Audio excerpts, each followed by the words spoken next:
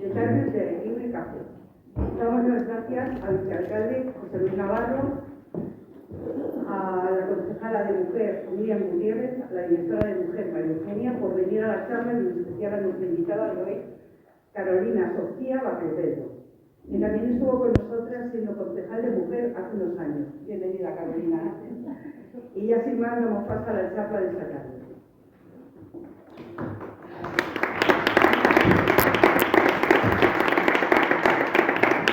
Hola, Carolina. Ya tenía ganas de verte, que hacía mucho que no nos veíamos. ¿Estoy más nervioso? ¿Sí? Es que nosotras imponemos. Bueno, pues en primer lugar, enhorabuena por tu libro, porque ya te lo he dicho, lo leí, lo he tenido que parar varias veces porque me llegaba muy adentro y me hacía llorar, me emocionaba. También es verdad que como te conozco, pues a lo mejor te estaba viendo en él, ¿no? Y a mí me produjo bastante, al final me ha gustado porque he visto que es como si hubieras resurgido de todo eso y por lo menos estás intentando salir de ello. Y eso para mí pues es ya un valor de que vayas pudiendo salir. Pero sí que es duro, pero también te felicito por lo bien escrito que está. No, de verdad, ya lo veréis la que lo vaya a leer, porque es muy buen libro. Escribe bastante, bueno, yo ya sabía que escribía porque varias veces, pero sí. Bueno, vamos a empezar. Creo que naciste en Madrid. ¿De Madrid?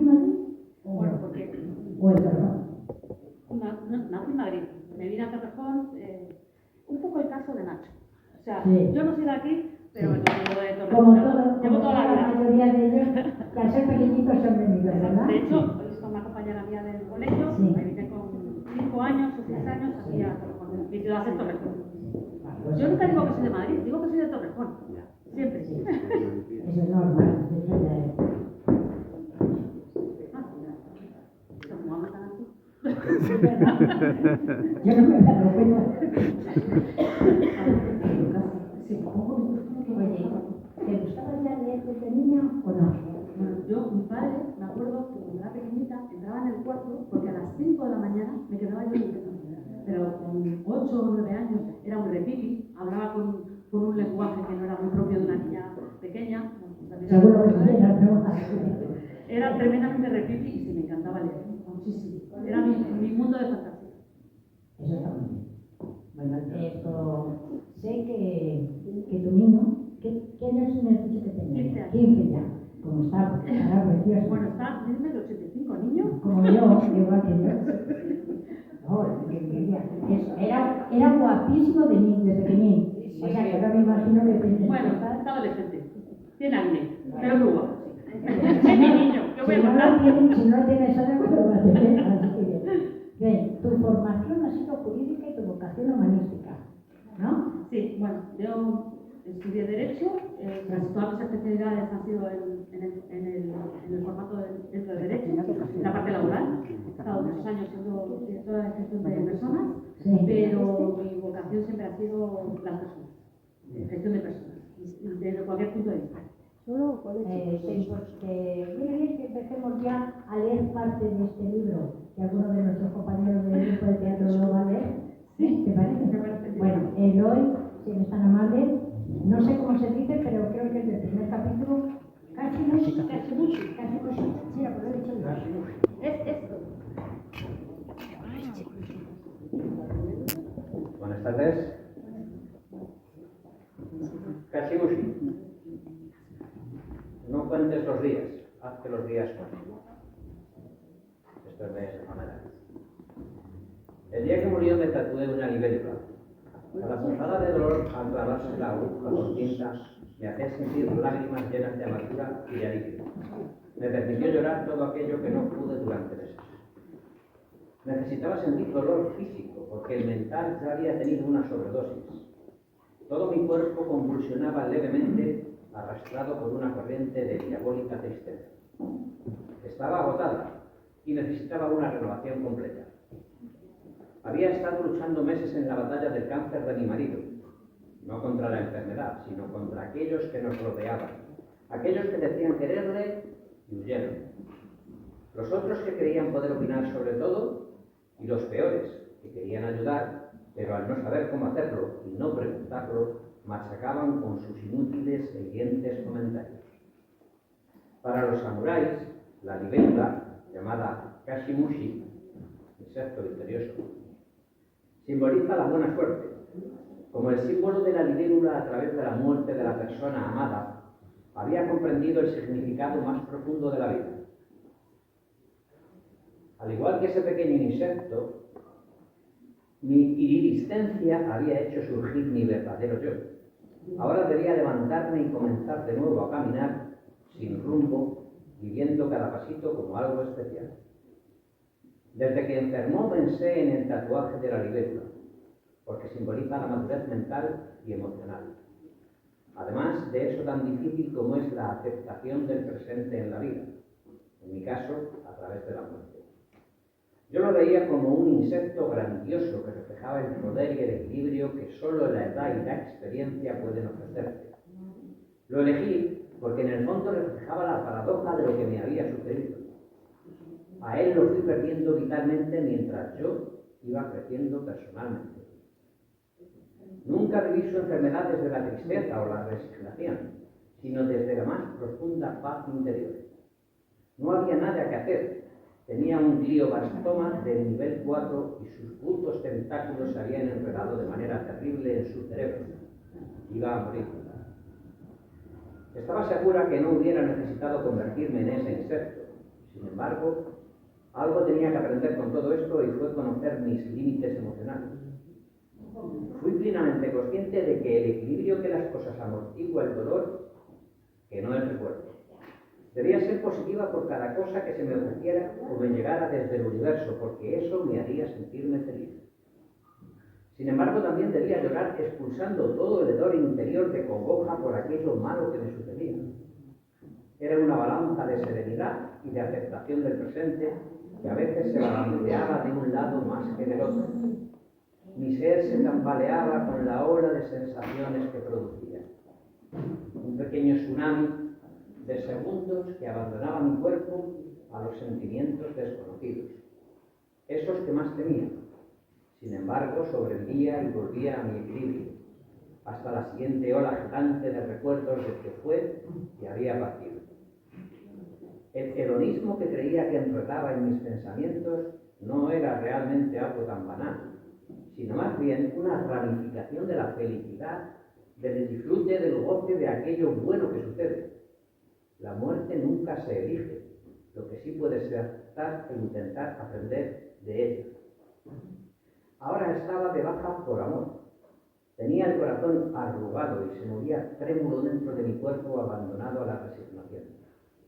No tenía ni deseos, ni creencias, ni sentimientos de compasión. Dejé de respirar palabras comprometidas. Blindé mi corazón a las emociones, ni las buenas ni las malas.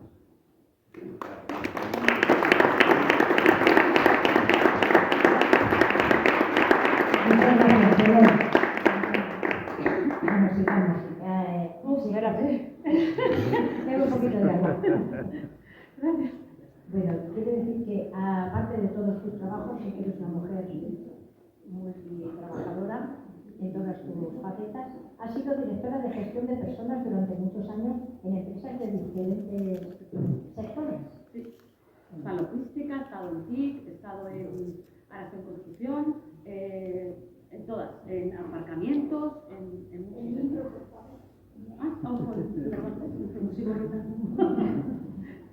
Disculpa.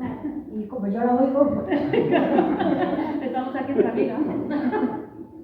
bueno, también aspecto que coqueteaste durante un buen tiempo como política. ¿Qué tal fue tu carrera? Aunque aquí estamos varios, pero Sí, ¿qué tal? además coincidir contigo. Sí. Bueno, quiero hablar de la José además que haya venido hoy a verme. Para mí, de verdad, y lo quiero decir públicamente, es una persona muy importante en mi vida, José Luis, de verdad. Y quería compartirlo con todos vosotros. Pasé 8 maravillosos años, la política es muy dura, hay que decirlo. José Luis no tiene vida, yo le veo en todas partes siempre. Es decir, es muy complicado, pero fueron 8 años maravillosos. Lo digo a vosotras, bueno, compañeras, es, de verdad, es espectacular. espectacular. Conoces mucha gente, sufres con mucha gente, te enriquece, compartes, no sé, para mí fue el Pues te peleas, sí, pero lo pasas pero bien. Y también es muy aprendes, enriquecedor, también muy aprendes. enriquecedor. Sí, también aprendes. También es verdad que tuvimos un tiempo muy bueno nosotras y eso también queda entre nosotras, como está, ¿verdad? Bueno, también bueno, yo sé que has escrito muchísimo y has ganado varios concursos. También te presentaste en nuestro concurso de certamen literario de Rayo, que yo de confesar que se lo dije, se quedó muy sorprendido, pero me alegré que no lo ganara. Sinceramente, porque vamos a ver cómo explicas que la concejal de mujer pudiera ganar un premio de los relatos estando dentro de su concejalía. Es muy difícil de entenderlo, aunque lo hacemos muy limpio y puede surgir, claro, todo el mundo tiene derecho a presentarse, pero en el fondo te quedaste en puertas, eso sí. Pero no me merecí. No, pero me decías que te quedaste en puertas, pero yo me alegré en el fondo y te lo dije, que te quedaste muy sorprendida. Digo, porque a ver cómo lo explicamos luego de peloteo o no peloteo, en ese sentido. Y bueno, también he de decir que escribía ya, luego ya cuando has visto el libro, viste claramente que eres una buena escritora. También tienes tu propio blog, Las burbujas de Carola. Cuéntanos, ¿cómo es? ¿Porque te sientes orgullosa de él? Pues sí, vamos. Primero decirte que escribía desde pequeñita. De hecho, fue un profesor en el colegio, Santos, en el colegio, sí, que me animó a presentarme a un concurso de relatos y me presenté al concurso de ciegos, pero sabía leer, ¿vale? Me presenté al concurso y gané el premio autonómico de Madrid, cuando, bueno, no existía internet, no existía absolutamente nada. Y ahí empezó mi pequeña carrera como escritora. Escribía muchas poesías, relatos, me gustaban mucho más los relatos que la poesía y fui ganando diferentes premios. Pero nunca pensé, de verdad, que podría escribir una novela. De hecho, esta es mi segunda novela. Mi primera novela la escribí cuando él cayó enfermo, que me dijo, por favor, escribe una novela. Entonces, como no se me ocurría ningún tema, pues en ese momento empecé a escribir una novela que salió, lo publiqué en el blog, que ahora cuento lo del blog, y luego pues hice esta novela en honor a él. El blog surgió cuando salí de la política, fue cuando él cayó enfermo. Entonces, yo no soy una persona, ahora lloro mucho, pero yo no suelo llorar, no suelo ser una persona que llora, no sé, siempre estoy sonriendo, es muy difícil que yo llore. Entonces, mi única manera de expresar mis sentimientos de soledad, pues que lo pasé mal, pero no solamente porque se moría el amor de mi vida, sino por todo lo que me rodeó en ese momento, era escribir a través del blog. Entonces yo escribía, pues, como siempre he dicho, mis palabras, o sea, mis lágrimas eran las palabras que yo derramaba en ese blog. Y empecé a tener cierto éxito, entonces empezó a correr la voz de que volaba y bueno, pues aparte de eso, pues hacía otro tipo de posts pues más alegres. Estaba llegando ya a los 40 y bueno, a los 40 hay muchas gracias, que contar muchas cosas que nos pasan, ¿verdad, chicas? Y ya ahora que estoy a los 50, pues sigo contando ya hace más de pues por eso. Ahí pone, vamos, la Biblia en verso. El blog, que por favor me encantaría que todos os suscribieran, con meterse en las burbujas de Carola, poner vuestro correo, ya yo os acepto, o sea, casi siempre acepto a todo el mundo, y luego ya recibís todos los posts que yo publique, ¿vale? Por favor, estaría encantadísimo. Luego lo diremos otra vez para que lo recuerden. Bueno, ¿qué ha significado, ya lo has dicho en parte, pero qué ha significado en parte esta novela? Pues mira, no la escribí con la idea de que se convirtiera en una novela. Realmente lo pasé tan mal. Vamos a ver, vosotros todos habéis pasado un confinamiento, que ha sido el COVID, pero es que yo pasé 7 meses de mi vida encerrada en mi casa, cuidando al amor de mi vida. No salía. De hecho, el primer día que salí, que fui al Mercadona, me mareé al mirar el horizonte, porque no había salido durante 7 meses. Vivo en una casa baja, afortunadamente podía salir al jardín, pero fui viendo cada día cómo se moría. El problema no era que se murieran, sino que nadie alrededor, mi familia, los aparté por completo, porque no quería que sufrieran. No podía tener esa carga de verles a ellos sufrir por mí. Y a su familia, pues, estaban perdiendo un hijo, un hermano, y lo estaban pasando muy mal. Y no todo el mundo sabe enfrentarse a la muerte. Para mí, la novela novela supuso que cada día, por las noches, cuando yo me acostaba a su lado a ver la televisión, que no veíamos series tontas, pues cuando yo lo dejaba en la cama, intentaba darme una vuelta por la casa, en el jardín, para no dejarle solo, y me ponía a escribir. Y así cada día derramaba mis lágrimas a través de lo que escribía. Nunca pensé que eso pudiera convertir en una novela.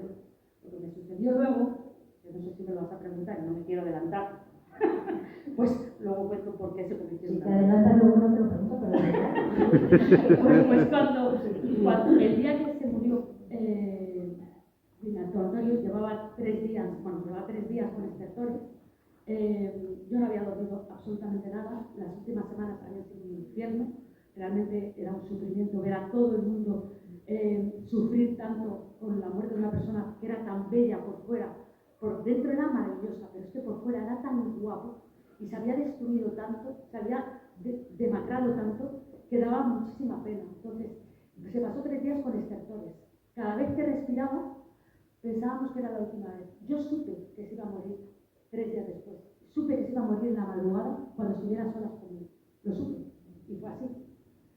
Cuando se murió ese día, vinimos al tanatorio aquí de Torrejón y fue, yo llevaba 8 años en política, había muchísima gente, llevo toda mi vida viviendo en Torrejón, he estado en muchísimos foros sociales de la ciudad, entonces empezó a venir gente, a venir gente, a venir gente. Yo no, llevaba 3 días sin dormir, os digo, pero sin dormir y sin ir al servicio, porque me daba miedo que cuando fuera al servicio, él falleciera y quería estar a su lado, quería estarle cogido de la mano. Entonces, cuando salí del tanatorio, dije él se murió a las 3:27 de la madrugada, a las 10 dije, se cierra el tanatorio, yo no puedo más, no puedo con esto. Me pasé las 24 horas de pie saludando a todo el mundo, con una sonrisa, porque de verdad que yo creía que tenía que agradecer a todo el mundo que se había acercado con una sonrisa. Y luego cuando fui a mi casa, dije, ¿y ahora qué? Llegué a mi casa, me metí en la misma cama en la que se acababa de morir mi marido. Estaba tan cansada que no pude ni cambiar las sábanas. Me metí en la cama, me acosté, y cuando el día siguiente, que mis amigas no querían ninguna, las de aquí, las de allí, que me fuera sola a casa, pero es que yo lo único que quería era silencio, quedarme en la cama y llorar, si tenía que llorar, que no lloré. Cuando me levanté al día siguiente, dije, bueno, ¿qué hago? Entonces decidí coger las cenizas de él y repartirlas por todos los sitios donde habíamos querido estar juntos o donde habíamos estado juntos. Entonces dije, pues voy a preparar unos viajecitos. Y por eso empecé a escribir el libro. Ya había contado toda la parte del sufrimiento y luego dije, pues ahora me voy a hacer una road movie como sale en la película y me voy a dedicar a escribir en cada sitio lo que he sentido, a repartir una parte de sus cenizas. Y así, por eso escribí la novela. Y luego la empecé a presentar en certámenes, pero con ningún afán de que, no sé, eso era, además de hecho me da mucha vergüenza que leáis todo, porque ahí me desnudo literalmente, me desnudo el alma, me desnudo el corazón, me desnudo el espíritu, me desnudo absolutamente. Pero cuando gané el certamen, llegué a finalizar el certamen, me dijeron que me querían publicar, digo, madre mía, qué vergüenza. Ahora todo el mundo se entere de todo lo que he vivido. no, pues la verdad es que es muy de agradecer. Es duro, pero es de agradecer porque sí te abre, no sé, aparte de ver tu sufrimiento, te abre el sentir, el ver que en esta vida tienes que verlo desde ese punto de vista como lo estás viendo tú, con las tragedias, todas las tristezas. Es la única manera. No sufrí. Bueno, pero no lo llevas dentro, no sufrí lo que se entiende el concepto de sufrir. Sí, pero se va el amor, claro. se va el amor. Pero no sufrí, de verdad, para mí fue una bendición. Primero me pude despedir de él. Me lo dijeron con muchos meses de antelación. Segundo, viví la intimidad más absoluta con ese amor al que yo, para mí iba a ser el último amor de mi vida. Fue el primero. Con 40 años fue el primero. A lo mejor no será el último. La vida no se sabe. Exacto, no se sabe, pero yo no sufrí. Eso sí que lo quiero decir. No sufrí desde el punto de vista de pasarlo mal, no, porque fue una bendición. Primero, haberle conocido. Segundo, haber vivido lo que viví con él. Y tercero, el poder recordarlo y el poder, no sé, darme cuenta de lo importante que es la vida. Que no hay que disfrutarlo, hay que gozarlo. De verdad. Bueno, pues ahora, en esta época, vamos a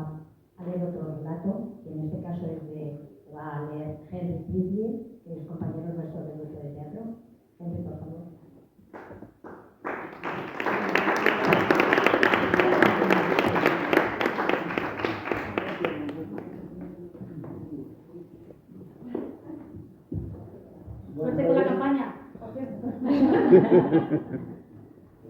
El capítulo se titula Miedo al miedo y va precedido de una cita de Nelson Mandela que dice: aprendí que el coraje no es la ausencia de miedo, sino el triunfo sobre él. Uno de los lugares más crueles de la Tierra es el desierto de Danakil. Se extiende por los actuales territorios de Etiopía, noroeste, Eritrea, sur y gran parte de Djibouti.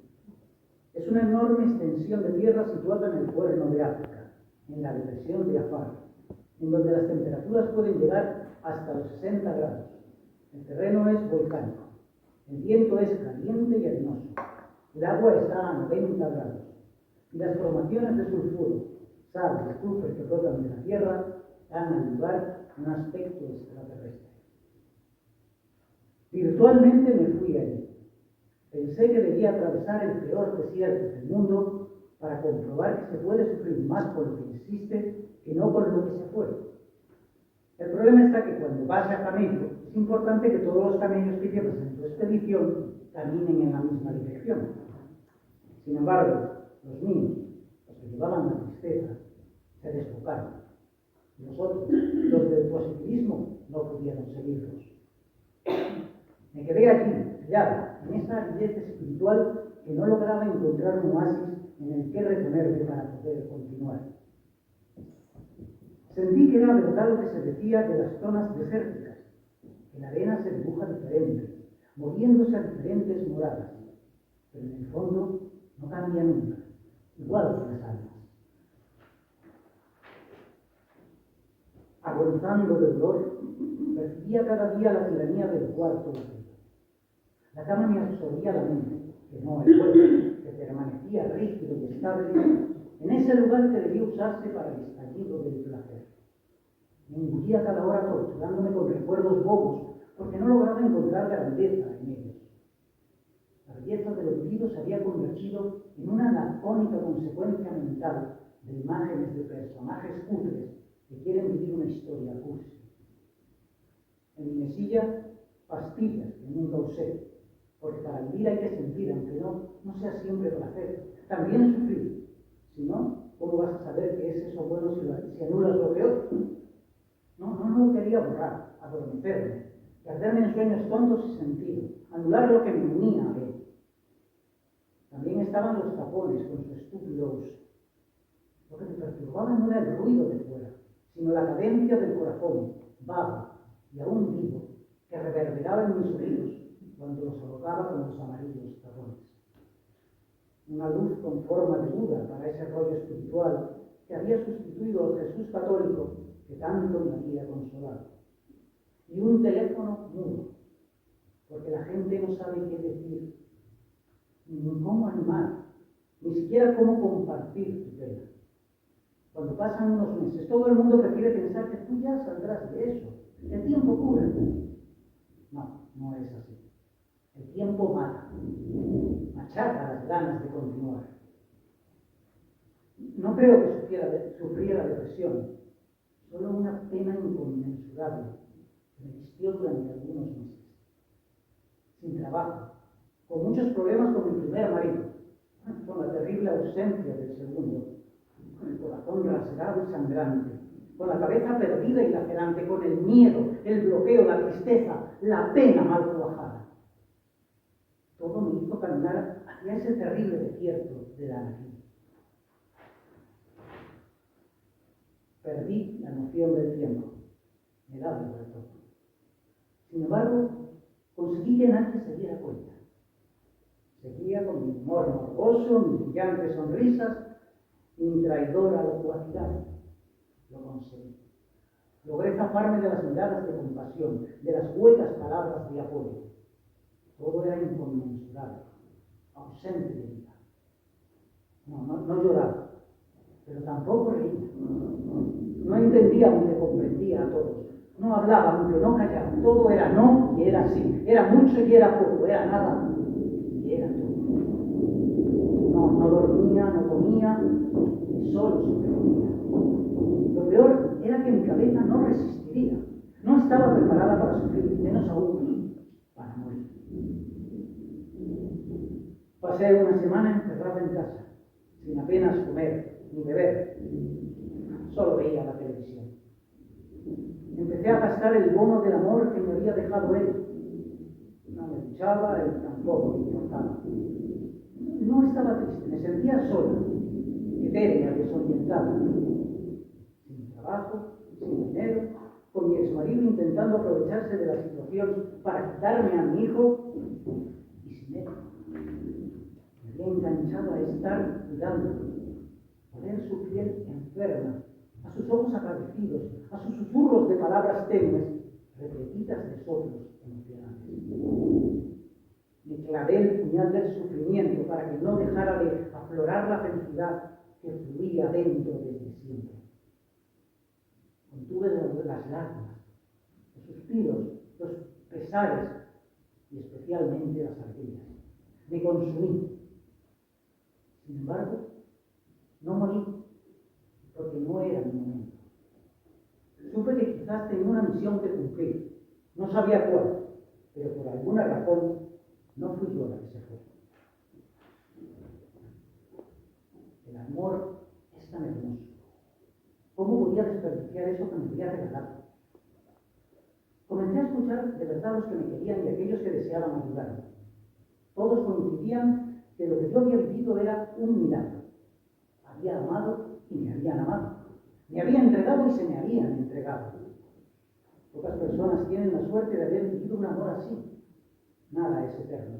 Por lo menos lo que se guarda en este frasco que es el cuerpo. Pero como los aromas, si lo dejas escapar, se impregnarán en tu alma y allí se convertirán en para siempre. O como se dice en inglés, for good, que significa para siempre, aunque la traducción literal sería para bueno. Así que un día, solo un par de meses después, al despertar, quise levantarme y sonreír como siempre había hecho, porque tenía un día más para vivir. Y así me revolví en la cama. Toqué su lado frío de la cama por su ausencia, y porque nunca pasaba de mi lado, conservando ese espacio para él. Me tumbé boca abajo en ese lado, y dejó de estar frío. Fui consciente de que mi calor era el suyo, que mi amor seguiría siendo de los dos, y que él nunca se iría de mi corazón. Pero tenía que partir de mi cuerpo, que estaba magullado con los recuerdos. Mojé la cama con unas gotitas de esperanzadoras lágrimas y me levanté. Lavé mi cara, mis dientes y mi mente. Hoy es un día maravilloso para comenzar de nuevo. La verdad es que nunca encontré el oasis del desierto de Danakil. Simplemente encontré la salida. Me fui de allí sin aprender nada, pero exuberante de ganas de descubrir más. Entré repleta de pensamientos tristes, salí con deseos esperanzadores. No fue mal la excursión.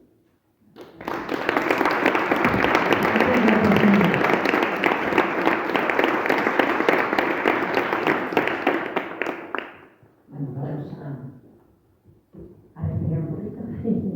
Vamos a seguir. Me has puesto que eres deportista, aunque no buena en... No soy nada buena, nada.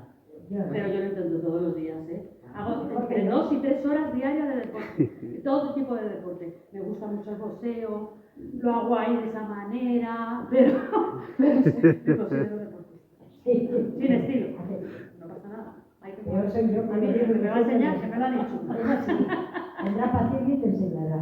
Bueno, también Mucha paciencia. eres apasionado de la moda. Dices que es muy estilo, muy ecléctico, pero cuéntame, ¿cómo es? Porque yo sí te conozco. A ver, tu ropa, tu flores, colorines, todo el día, me da lo mismo que sea invierno, me da...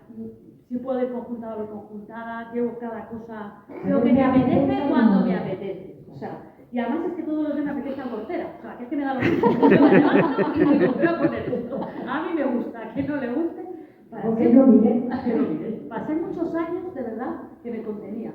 Porque el constructo social, sí que es verdad que no se puede ser tan disruptiva. O sea, no puedes estar en contracorriente.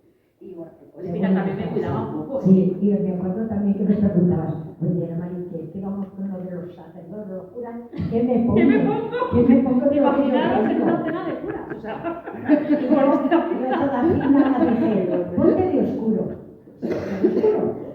Pero se puso un vídeo con una minifalda y estaba sentada entre los dos sacerdotes. Toda la vida se va a hacerse así. Se puso, digo, ponte el mantel. Se puso el mantel. Me acuerdo que con el mantel. ¡que yo voy al cielo! Porque era también. Y eso que estudié protocolo, pero ese día me salté la clase. No me enteré yo de cómo había que vestir a los sitios. Tampoco esperaba que fueras a hablar de los dos sacerdotes. Por Dios. Bueno, y también eres una gran soñadora y aventurera. Bueno, con inseguridades como todas tenemos, lógicamente. Y también has viajado muchísimo, muchísimo. Qué envidia, ¿verdad? Para todos los sitios. ¿Cuántos idiomas sabes? ¿O puedes comunicarte? 4. Aparte de Nada español. más, nada más. Bueno, es que si quería conocer chicos guapos, no había otra manera que aprender el idioma. O sea, era totalmente práctico. Eso está bien, eso está bien. Mira, hay que aprenderlo, chicas. Aprenderlo. Me pilla un poco tarde. Bueno, nunca es tarde. Si la dicha es buena. Bueno, también he dicho que en eso sí comparto contigo que eres mezcla y seduce. Estoy enganchada a todas. O sea, me podéis decir todas las series del mundo, de todas las plataformas del mundo. Me falta la antena 3 que estoy a esto de decirle a mi amiga Reyes que lo compartamos. Ya no puedo más, o sea, no tengo tiempo. Bueno, bien.